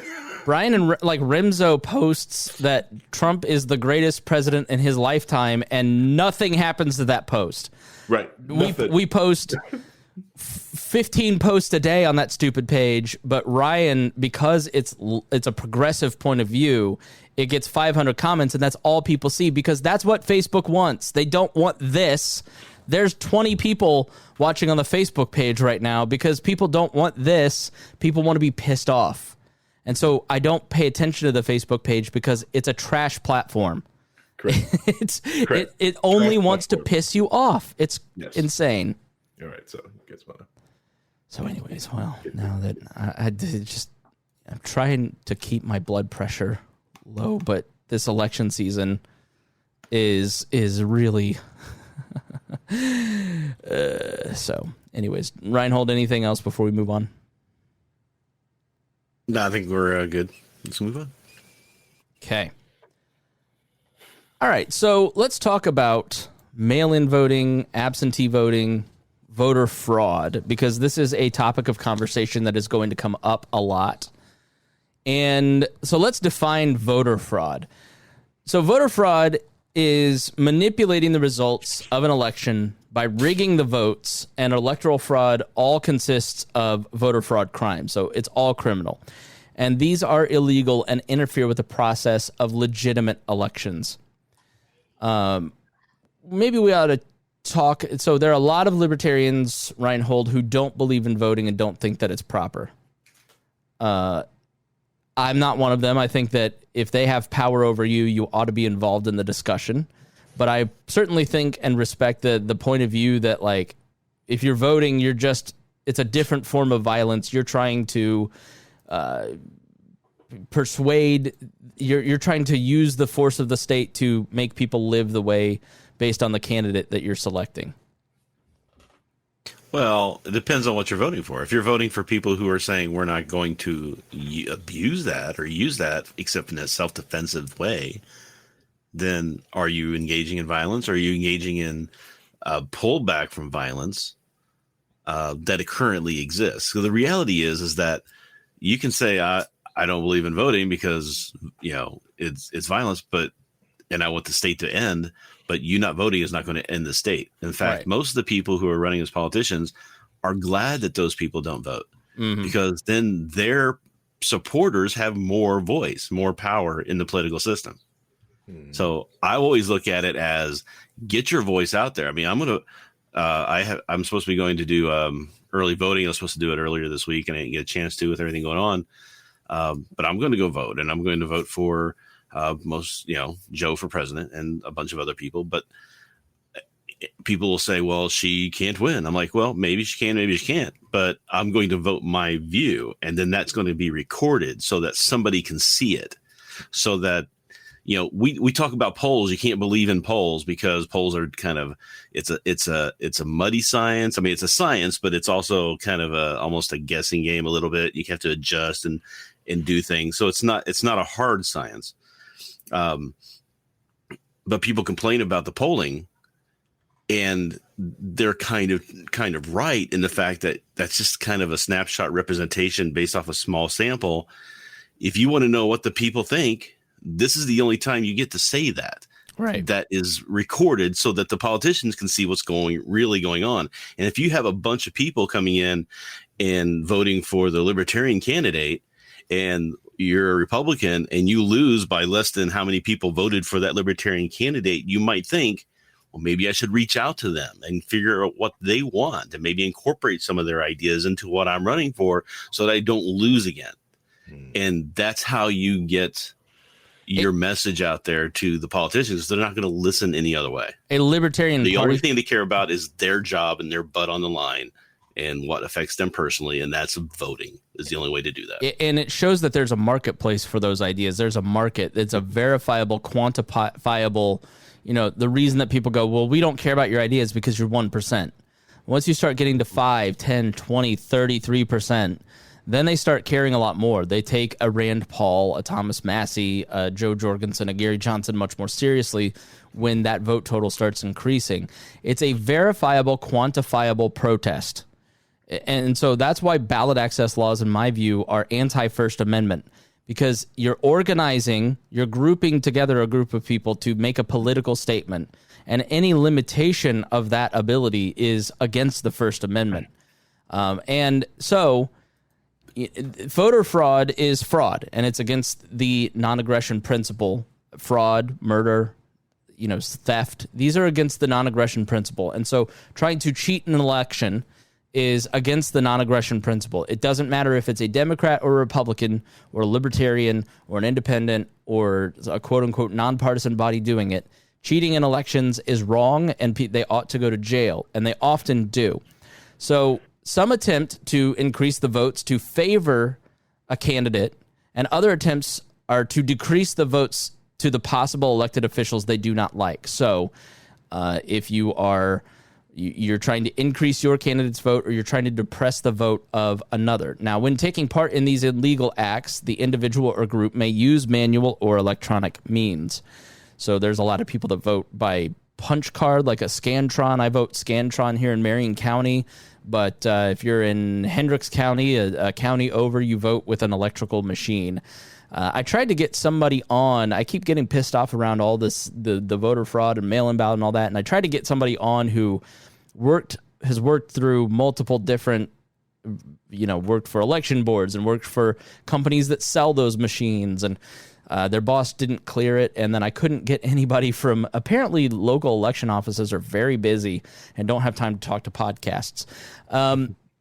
I wonder why. They're just so busy. Right I know, now. Right? So I tried to get somebody who has that, but so instead we did our research and tried to dive in, and you can see those show notes, which were put together by Sam Schultz, our lead researcher, and did an amazing job. Now, most voter fraud explained by the media or those feeling affected by it encounter other instances that cause problems. These usually include clerical errors, software issues, and data matching practices that are not beneficial to the process. Sometimes a mistake is a mistake and not intentional. Never attribute to the government a conspiracy theory when it's just plain old incompetence. Sometimes that is just listen, I've watched meltdowns as a reporter here in Indianapolis, and sometimes you just have a clerk who isn't effective. They're not good at their job, or they're brand new, and they don't know what they're doing, and they're too proud to learn from the previous clerk of a different party, and you end up with a nightmare. Mm-hmm. That's not nefarious intent. That is just a person who doesn't know what they're doing. So what are some different types of election fraud? Impersonation fraud at the polls. So voting in the name of other legitimate voters who have died, moved away, lost their right to vote because they're felons but remain registered. False registration. Voting under fraudulent voter registration that either uses a phony name or a real or fake address and claim residence in a particular jurisdiction where the registered voter does not actually live and is not entitled to vote. There's also duplicate voting. This is what Trump was sort of saying, and please do not do this. Although Wes is right, there's probably not many Trump supporters listening left. But please, if your family member is saying they're going to register in multiple locations or vote in the same election on in person and in a mail-in ballot to make sure their vote counts, they will catch you. And you don't want to do that. Please make sure that people don't vote twice. Fraudulent use of absentee ballots, requesting absentee ballots and voting without the knowledge of the actual voter, or obtaining the absentee ballot from a voter and now they're filling it out indirectly, or forging the voter's signature or illegally telling the voter who to vote for. That's probably the most common form, which is why 25% of absentee ballots typically get tossed out in elections. Less than 1% in-person voting gets tossed out, but 25% of mail-in ballots. Buying votes, paying voters to cast either an in-person or absentee ballot for a particular candidate. Illegal assistance at the polls, forcing or intimidating voters to vote for particular candidates while supposedly providing them with assistance. This is kind of common. You have the person who goes and picks people up. Now, when I say common, I mean very, very, very rare in the amount of percentages of votes. But in terms of the type of fraud, this is somewhat common, especially with the elderly. Ineligible voting, illegal registration, and voting by individuals who are not U.S. citizens and are convicted felons and otherwise not eligible to vote. Altering the vote count, changing the actual vote count in either the precinct or at the central location where the votes are counted. This is extremely rare. Ballot petition fraud, forging the signatures of registered voters on the ballot petitions that must be filed with election officials in some states for a candidate or an issue to be listed on the official ballot. A June study from the Brookings Institution, which is a center-left, I'd say, and a similar research has shown voter fraud in the U.S. is exceedingly rare, including in the states that conduct all-mail elections. The Brennan Center for Justice put out a report debunking the case of an abundance of voter fraud. We've got all of that linked in our show notes. The Heritage Foundation, this is a great article that I'll put in the show notes. Let's put the vote by mail fraud myth to rest. What's the actual scale of voter fraud? We'll go to a right-leaning foundation, the Heritage Foundation, for this information. Vote fraud in the U.S. is exceedingly rare. This is printed in The Hill. With mailed ballots and otherwise, over the past 20 years, about 250 million votes have been cast by a mail ballot nationally. The Heritage Foundation maintains an online database of election fraud cases in the United States and reports that there have been just over 1,200 cases of vote fraud in all forms, resulting in 1,100 criminal convictions over the past 20 years. Of those 204 involved, 204 people over 20 years involved in the fraudulent use of absentee ballots, 143 resulted in criminal convictions. Let's put that data into perspective. 143 cases of fraud using mail ballots over the course of 20 years comes out to 7 to 8 cases per year nationally. 7 to 8 cases in 5,000 counties. It also means that across the 50 states, there has been an average of 3 cases per state over the 20-year span. That is just 1 case per state every 6 or 7 years. We're talking about an occurrence that translates to 0.00006% of total votes cast. Oregon is the state that started mailing ballots to all voters in 2000 and has worked diligently to put in place stringent security measures as well as strict punishment for those who would tamper with a mailed ballot. For that state, the following numbers apply. Well over 50 million ballots cast. There have been only 2 fraud cases verifiable enough to result in convictions for mail-in ballot fraud over 20 years. That is 0.00004%, about 5 times less likely than getting hit by lightning in the United States. This hardly seems like a world in which thousands and thousands of people are sitting in somebody's living room signing ballots all over the place, quote, end quote. Now, it's almost as rare as getting COVID, right? And dying from COVID. Is that what those rates are now? Just please dominate it. So, let's go. I want to play something called The Circus. This is on Showtime. I have Showtime money. And I watch this show every week because I think it's a really great show. And I think so it's worth the $8 on Amazon Prime just to watch this show. It's made up of the people that wrote Game Change, Mark Halperin and John Heilman. Mark Halperin was asked to leave after some inappropriate Me Too stuff. And they wrote these 2 great books on the elections, and then they started the show in 2016. And Mark McKinnon, who worked for Bush at a high level, there's the lady who worked for Obama, Paul Mary, who was his communications person. And then reporter Alex Wagner replaced Heilman. And so the Bush guy, McKinnon, goes to mail in. So in certain states, there are, and we've got the name. In 9 states and Washington, D.C., every registered voter will be mailed a ballot ahead of the election. California, D.C., and Vermont will do this for the first time this fall. So 5 states, Washington, Oregon, Colorado, Utah, and Hawaii, have all mail elections through universal voting by mail systems.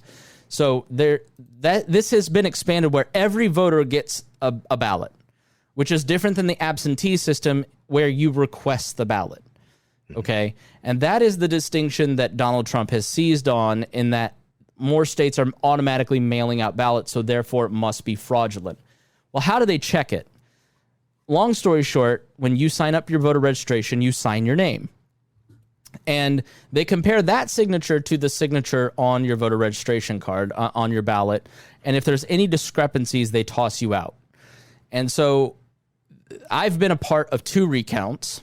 One where the candidate won by 3, and another where a candidate won by 14, and spent days in the election board room watching these recounts and how this works. And I've watched multiple elections as both a reporter and as a party official and just as a candidate and a campaign volunteer. And what you learn if you actually go and engage in the process is how secure your vote actually is. And I know that it's hard for people to buy that because you sort of vaguely think there's a lot of fraud out there, but the size and scope of it is very limited. The last real case of fraud we have, fraud is so rare, as we just heard in those statistics, that you know about it when it happens because it's so easy to catch them. And so when I say this, like I was the Libertarian representative on the Help America Vote Act Commission for Indiana. The Secretary of the State wanted a Libertarian, and I was the swing vote on that committee, by the way. So I have a lot of experience in voting systems and watching elections here in Indiana, and I can tell you, this system is quote unquote so corrupt that you can go volunteer to be a judge for your local clerk on election day. You can volunteer to be one of those recount watchers. You can volunteer through a county party to go be a poll watcher to make sure there's no funny business going on. And there's always problems, but there's very little net malintent. And when I say all this stuff and I try to give my credentials so people understand the depth from which I'm speaking over 15, 20 years, they go, you don't understand that your experience may not be everybody's experience. But that person that says that doesn't realize that this is an industry where there are 3 or 4 standardized systems that are then purchased, and like every industry has standard practices, right? And so that's the same for all these different counties. So while there are 5,000, the reality is this is libertarian ideas and libertarian quote unquote government at work, right? Because this is so decentralized into 5,000 different counties across the United States, the system works really well. And the more centralized you make it, the less well it works, which is why we have to resist Congress getting involved in voting by all costs, right? So you have an industry that's highly decentralized with some standardized practices, and it functions correctly and catches the bad actors easily and prosecutes them at a very high rate. And what I saw in those recounts is very common. What you saw in Minnesota in the Senate race, or in Florida in 2000, you get a ballot, and so all the votes get counted, right? And they check the poll book that you sign. In Indiana, we call it the wagon book. When you go in to vote, you sign your name, and they check that against the printed signature, so from your voter registration card, and they match those signatures in person. On absentee, they match those 2 signatures, and most ballots go through. But there's a percentage of ballots where there's questions. And then a team of lawyers for Republicans and a team of lawyers for Democrats, as well as a bunch of elected officials and volunteers and nonpartisan quote-unquote watchers stand around this recount process, and they argue over whether or not this person intended to vote for the opposite candidate because they didn't cross their T or dot their I. Literally. Like, the person who signed Mickey Mouse, they toss that person out. But if your name is Christopher and you didn't cross your T, and I voted for Donald Trump, the Biden team will go, he didn't intend to actually vote, throw it out. And then a team of judges stand there and give you an instantaneous yay or nay. That's at least how it works here in Marion County, and that typically works across the biggest. So I wanted to find a way to kind of show you this process, because why take my word for it? So the circus did a great job of showing you a system that matches a lot of what I've seen and articulating the security around ballots. So take a look at this. We're likely to have happen, which is what we call this red mirage, is that because in theory a lot of Republicans are voting on election day as opposed to Democrats who are mailing in, you could have a scenario where on election night, without having counted all the mail-in votes, Donald Trump could plant the flag and say, I'm the winner. I mean, just imagine what that would be like, right? The Florida recount in 2000 consumed the country, and the spectacle of the hanging chads, the legal fights, again, the knife fight that we saw among operatives, that was one state. Imagine that in 6 states, or 7 states, or 8 states. Stop this in 2020. train, I want to get off. John, I don't think that scenario is just possible. I think it's probable. Everybody learned a lot of lessons in 2000 that'll apply in 2020. But the one thing I'll say about this election, it looks like it's definitely going postal.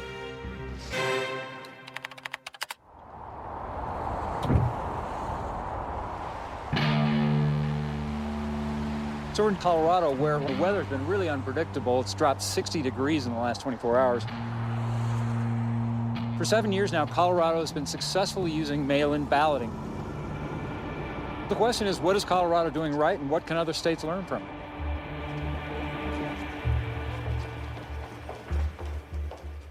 We're going to take you to our secure facility here. Okay.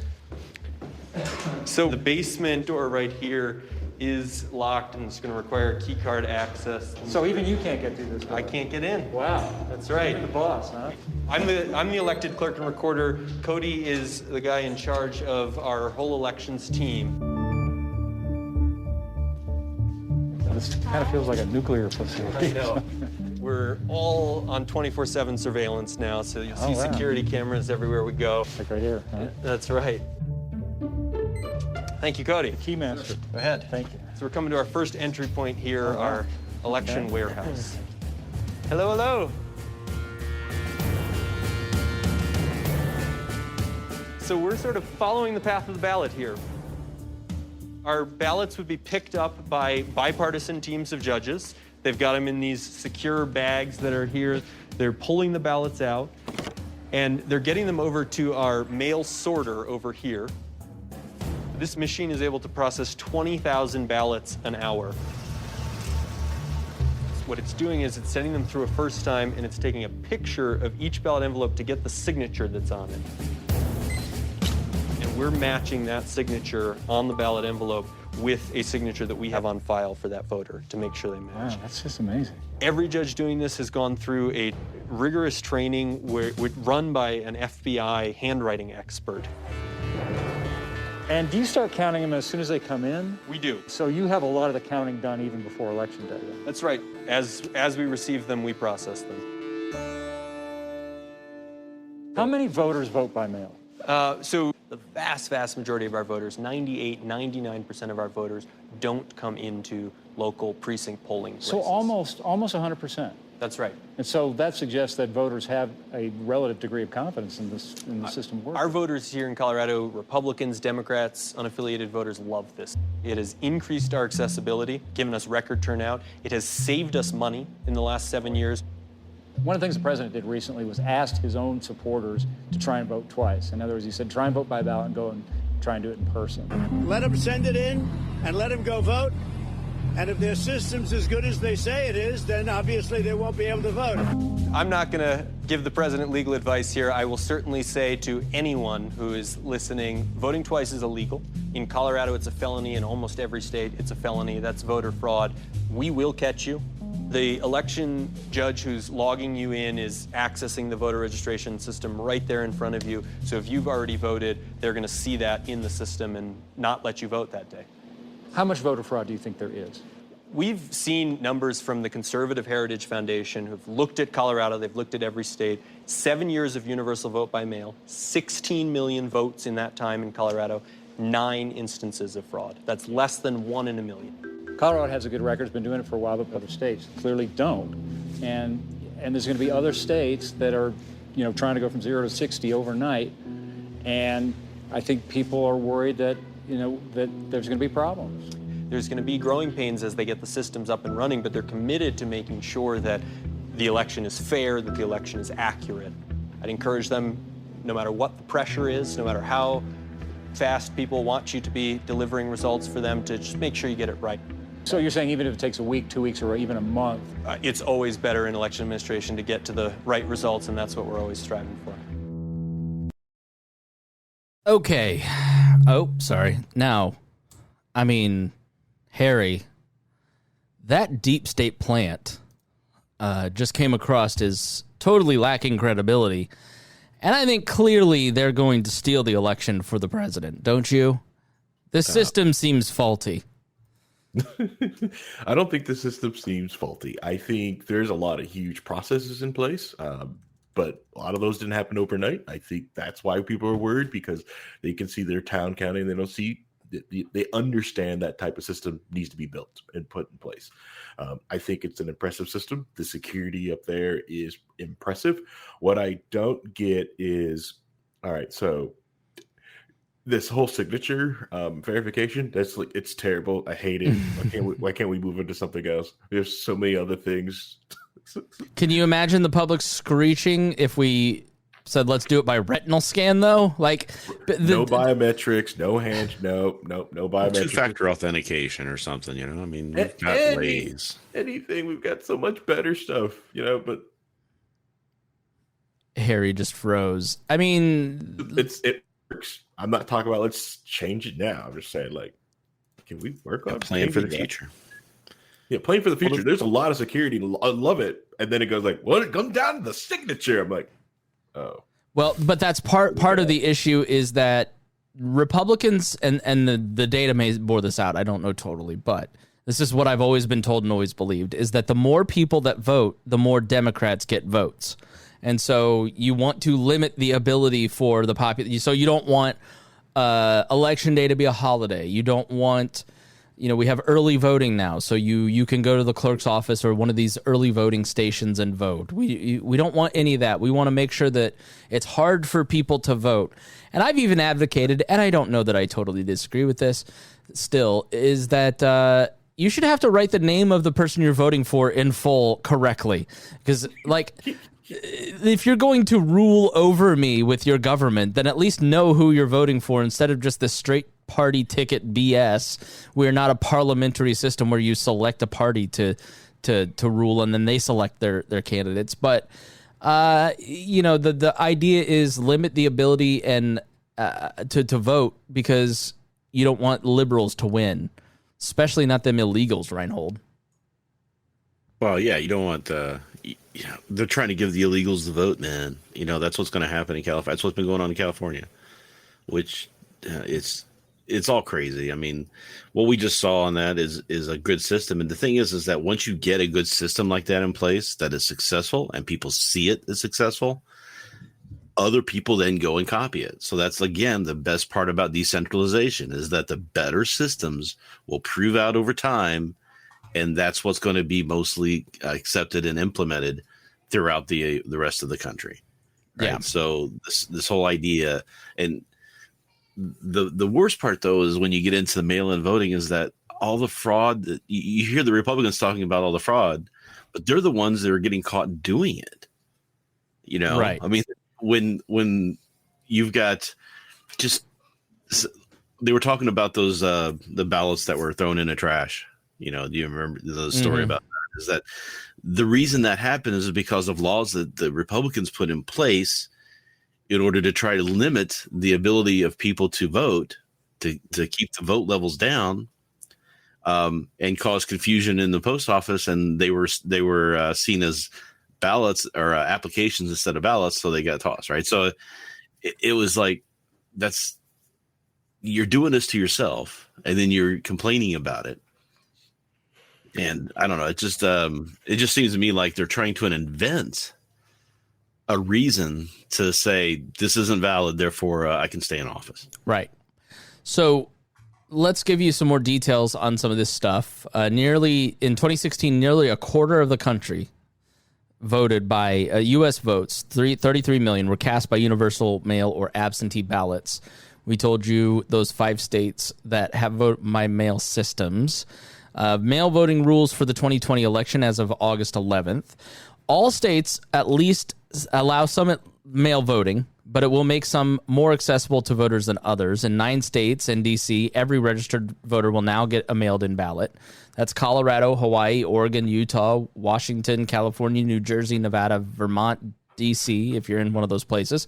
In 34 states, voters can cite the coronavirus as a reason to vote absentee, or they can cast absentee ballots without specifying a reason. Here in Indiana, you have to have a reason to get an absentee ballot, which is just kind of crazy.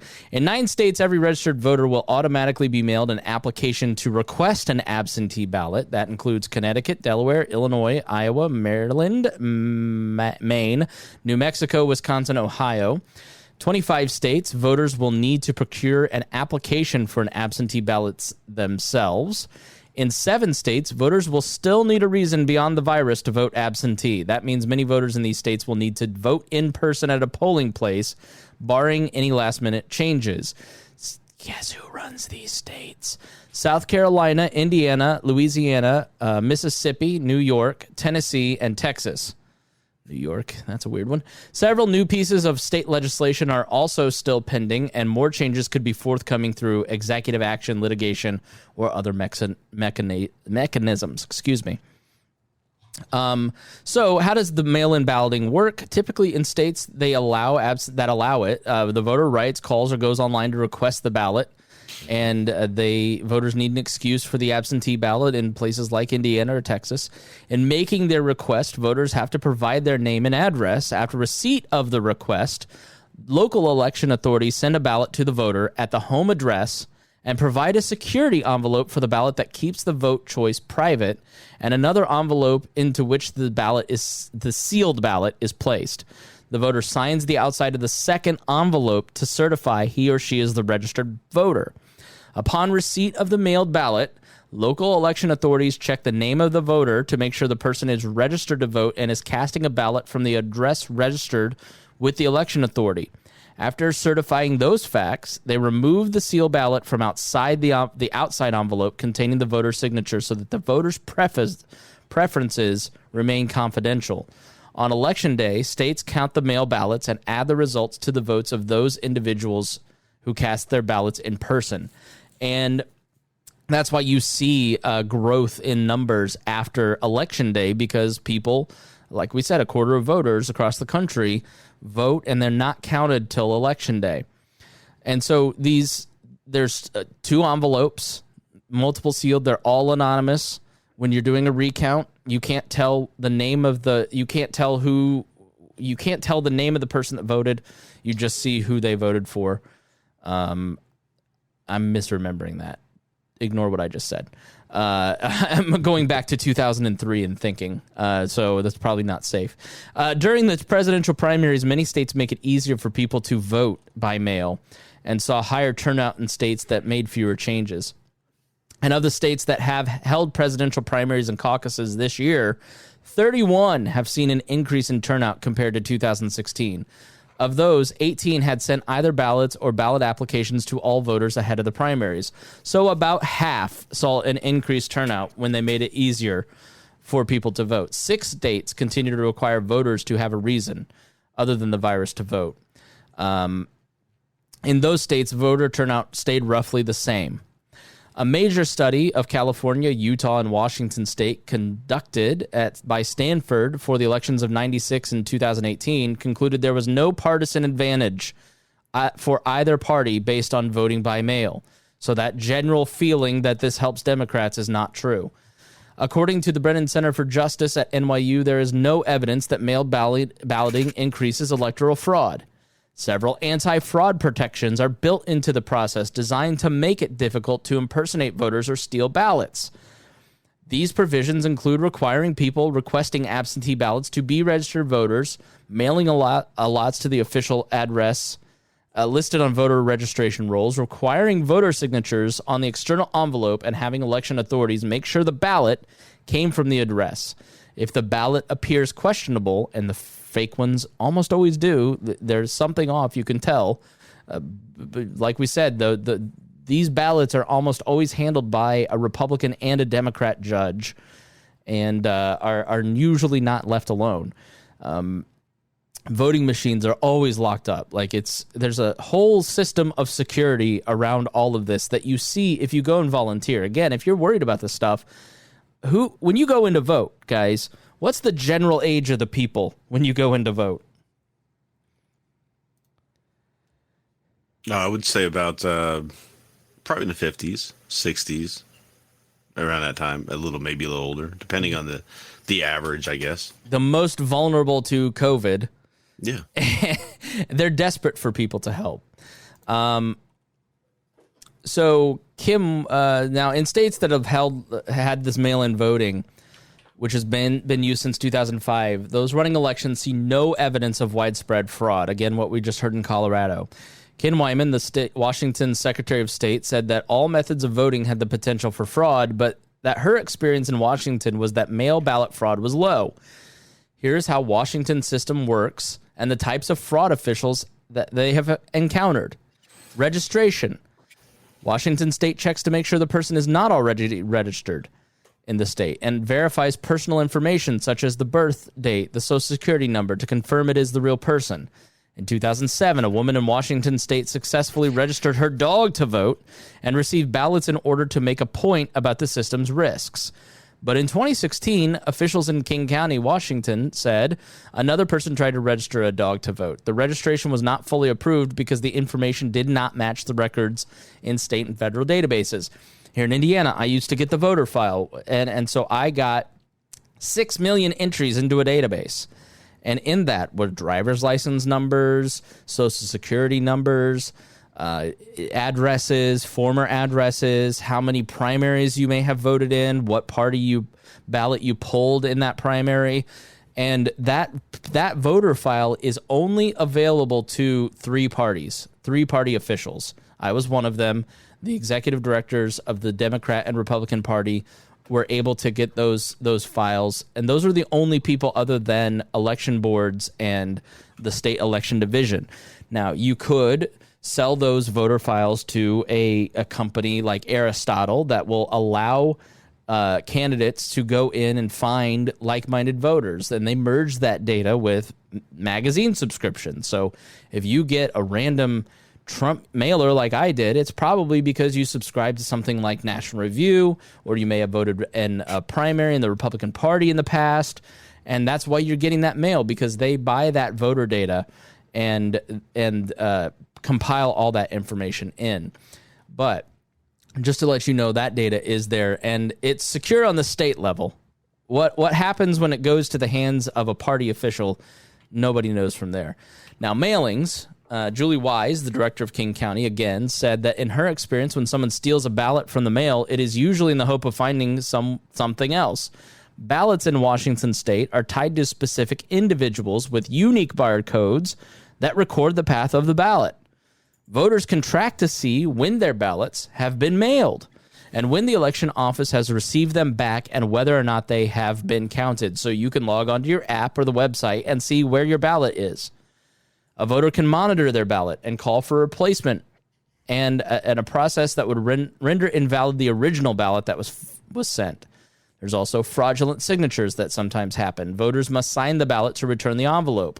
Workers at the election office are trained to examine signatures, checking to make sure the signature that comes in matches the one on file for the voter before sending the ballot along the line to be counted. A voter with a problematic signature will be contacted by the election office, sometimes by phone, and asked to fill out an additional form to verify their identity. Again, Julie Wise in King County said her signature has been rejected on 2 occasions because it had changed over the years, and she was able to dissolve even the director of the county election board has been rejected. Cameras. Unlike some states that depend on volunteers and polling places, Washington state uses professionals to distribute the ballots and then collect and analyze and count them in a central location. Cameras are in use in the facility, on everyone, everywhere, on everything, and the public can tune in to watch. Political parties and campaigns can also monitor the process. With the exception of the public tuning in to watch, that is exactly how it works in Indiana as well.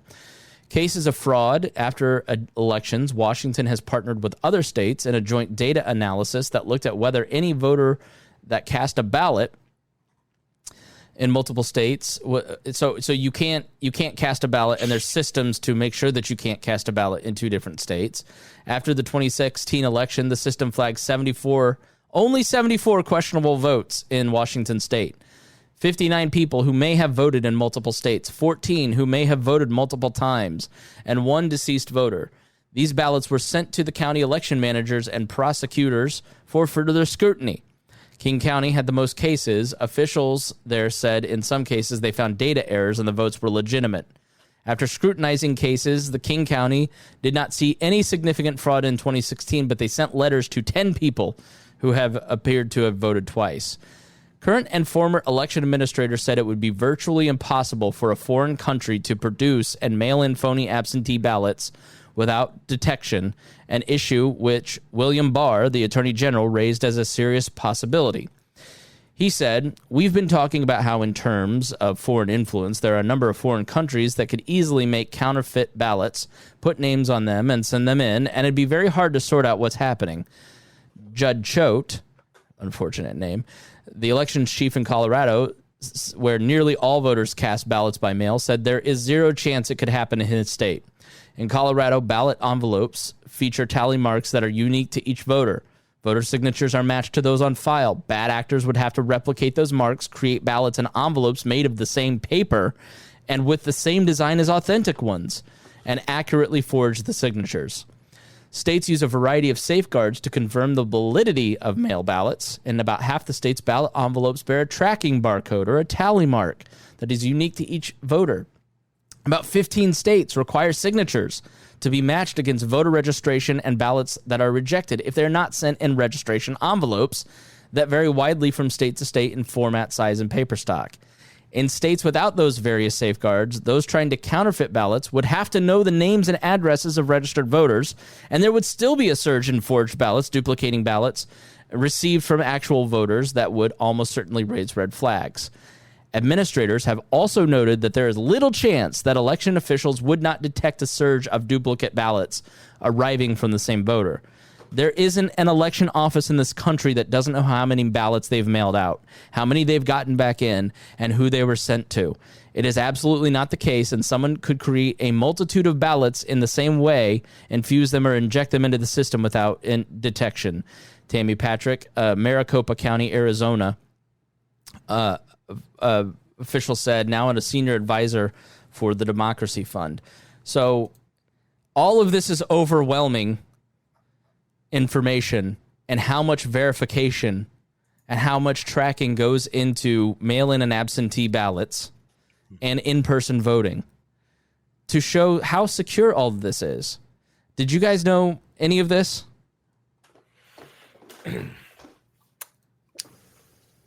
I did not. I mean, I knew that there was a lot of stuff in place to protect that, but I just kind of never knew about the entire details until we started, doing this research and searching into the show notes.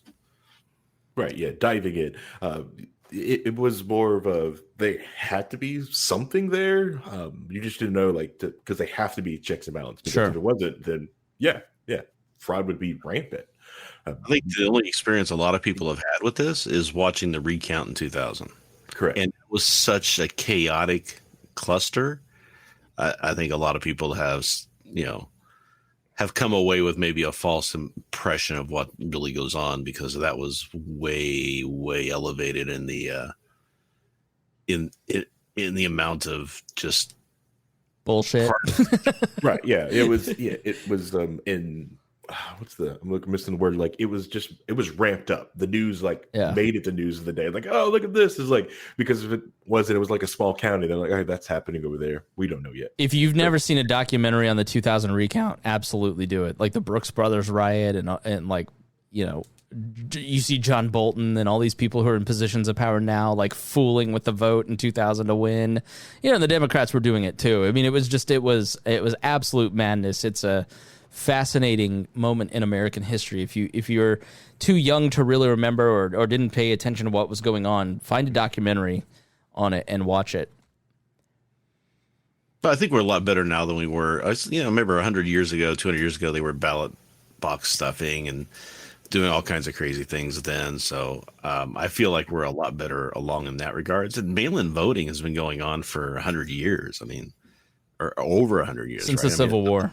I thought it was a Civil War or a Revolutionary or Civil World War I or something. But yeah, it's just, to me, I think these people take this job very seriously as far as securing the vote and making sure that the vote is monitored and tracked. And you got to remember, as much as tracking as our government can do and does do on all of this, you think this one's just going to be let's not do that. They're going to track it too. So I find that very odd that they're just going to take a hands-off approach on voting. That's when it's their power. I mean, that's the basis of their power. Correct. Mm-hmm.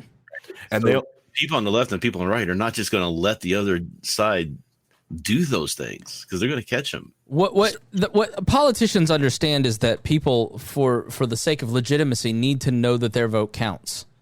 And this is run by bureaucrats of both parties. And so this is an example where balance in the system protects the average citizen and produces a good outcome. So because you have Republicans watching Democrats and vice versa, and independents and then libertarians, and everybody's focused on this decentralized system, and there's balance in it, it works. Right. And so, and the public is watching. And that's the biggest reason, is the majority of the public cares about this and watches this, and it gets done right and effectively. Where voter fraud takes place is gerrymandering, redrawing of districts in bad ways, ballot access laws, straight ticket voting, and the incumbent protection system that has basically been written into laws because the public does not pay attention to their legislature. They do not pay attention to what's happening when maps are being drawn every 10 years. They do not pay attention to the fights around removing straight ticket voting. That's where the system is rigged. Did you hear about the chuckleheads that finally got indicted when they were doing robocalls in Michigan, in Detroit? Oh, yeah, Jacob Wohl. Yeah, Wohl is, I mean, we're waiting for him to do big boy crimes, but he's still working at it. But he did get actual indictment. I think people were surprised that he finally crossed to that level of success to get there. But you could hear I heard somebody play the robocall that was sent out. And it's just insane what they were saying. They were like, that if you you do this mail-in voting, then the government will use that information to track you down for outstanding warrants and give it to credit card companies so they can find you and get your, so you can pay your debts. And it was just insane what they were saying to these people. And they got caught. I mean, everybody who tries this stuff is going to get caught. So I don't know why people would think that they would even bother with it. Yeah, non-Facebook user says, regardless of the systems, the candidates themselves have been undermining the confidence in the validity of the vote. And that's really why we're doing this show, is because the information of what I have seen and experienced and know is so wildly different than what I see from Facebook friends and from the president. And so because I know the president is propagandizing and just BSing because he wants to, when and if he loses, and I expect him to lose based on Senate polling and district polling, like New York 28, he won by 16. He's losing by 1 now in upstate New York. Little signs like that. Like, he wants to blame others for his loss. And so it couldn't possibly be that he couldn't control himself and behave. It's that the vote was rigged. And there's a significant portion of people who are anti-government who will buy that because they don't trust the government at all. Mm-hmm. Good move, totally for it, but also read and be informed. And so the difference between the gap in civics education, Rhinehold, I think is one of the more dangerous things, is because people don't understand how their government actually works. And they form opinions based on the word of a politician who is manipulating them for power, as opposed to actually looking into what's going on. They're letting themselves be manipulated because they want that to be the truth. Right. And that's the real key, is that people who are supporting Donald Trump want him to win. And when he says the only way they can beat us is if they lie and manipulate the vote, which they're trying to do, well, they believe that because that plays into their bias of what they think is going to happen. So that's how people get manipulated, because they don't go, hey, wait a minute, is that true or not? And go look up the facts, or, they don't dive any deeper into that because it hits the button in their head, hits the serotonin, they burn it in as a fact, and they move on. And I see that so many times where people will say things that are just completely not true. You can verify. I can go and search and find the facts and verify it in 7 ways to Sunday, but they still won't believe it because in their mind, it's a belief at this point. It's almost like a religious belief system when it hits at that level. Right. And you can't wedge it out of there once it's lodged in like that. It takes a lot to knock it out. So Wes writes, what will happen when we are unclear of a winner and counting votes for weeks into November, maybe longer? And I sent a note to Wes and I said, I'm sorry, I'm not mad at you. I'm frustrated because I'm not understood. And he's like, I get it. So what will happen if we don't know a winner? What will happen is that this propaganda, he's laying the groundwork. Before a vote was even cast, he said the mail-in vote, there's all this fraud around it. Well, the problem with that is that's never been true. And everybody who knows what they're talking about has been frustrated because they know what he's doing. And so the best antidote is for people to understand what we just shared with you, is how secure this stuff really is. So please pay attention. And then you have to ask yourself on this, once you understand it, is why is this person lying? Why is Bill Barr lying? What's their end goal? What are they doing it for? And should I trust them? So, all right, well, let's wrap up, Rhinehold. Final thoughts for the show? Harry had to drop off. So I have some final thoughts, but they're not related to anything we've talked about today. If that's too. But I just wanted to say my dad has gone into surgery, and he's coming out. It looks like he's going to do okay, but I still worry about him. But I just wanted to, kind of mention a little bit about how much of an impact he was to me in my life. And I know that I'm not going to be able to do that with a child of my own because of the situation I'm in. And a lot of people don't have that I had with him. And I really encourage people, and I've said this before, is to get out and be the example that you want to exist for people, for the society, for community. You focus on your family, make sure they're taken care of, but also try to be that shining light that somebody who doesn't have that in their lives can go to and become a better person because of it. So great. Well, I hope he's doing okay, and I hope that he gets better. I appreciate it. So it's just I hate to take it off the rails in that area, but I just something I wanted to say and get out there. So, oh, that's okay. Harry, final thoughts for you? When you go to update your intrusion detection system, you should verify your rules, because for some reason my IDS keeps thinking I'm under a DDoS and keeps requesting a IP address from the ISP, or I could actually be in DDoS. I don't know. Oh my! My final thoughts about this episode is